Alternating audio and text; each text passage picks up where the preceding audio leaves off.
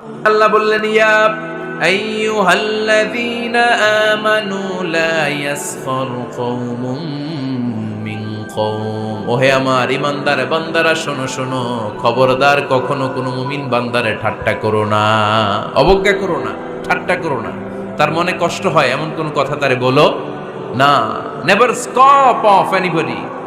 কাউকে নিয়ে ঠাট্টা করবেন না, তার দেহ নিয়ে, তার আকৃতি নিয়ে, তার বংশ নিয়ে। এক লোকের বাবা ছিল চোর, কিন্তু তার ছেলে অনেক ভালো। আপনি কি তারা বলতে পারবেন তুই চোরের ঘরের চোর? বলতে পারবেন? চুরি করছে বাবা, ওর কি দোষ? কথা বলেন। এগুলো কবিরা গুনাহ। আওয়াজ করে বলেন তো কি গুনাহ? কবিরা গুনাহ। কারো আকৃতি নিয়ে, আমার ফরিদপুরের কলিজার টুকরা যুবক ভাইরা, কারো আকৃতি নিয়ে কখনো অবজ্ঞা করবে না, তুচ্ছ জ্ঞান করবে না। এটা কবিরা গুনাহ, এটা আল্লাহ খুব অপছন্দ করেন। এর কারণ আকৃতিটা আমাদের হাতে নাই। আমাদের কারো নাক লম্বা, কারো খাটো, আমরা কেউ কালো, কেউ সাদা, আমরা কেউ স্মার্ট, কেউ অন্যরকম। তো এই যে আমাদের এক এক ধরনের আকৃতি, এটা কি আমি বানাইছি? আপনি বানাইছেন? দিছে কে? এই জন্য কারো দেহের গঠন নিয়ে যদি আপনি অবজ্ঞা করেন, এটা প্রক্ষান্তরে আপনি স্রষ্টাকে নিয়ে অবজ্ঞা করবেন। কারো দেহের আকৃতি নিয়ে যদি আপনি তুচ্ছ করেন, তাকে তুচ্ছ করেননি, আমার রবকে আপনি তুচ্ছ করেছেন। চিল্লায় বলেন ঠিক কিনা?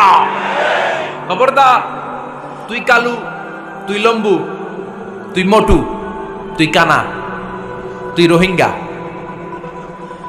আছে না নাই?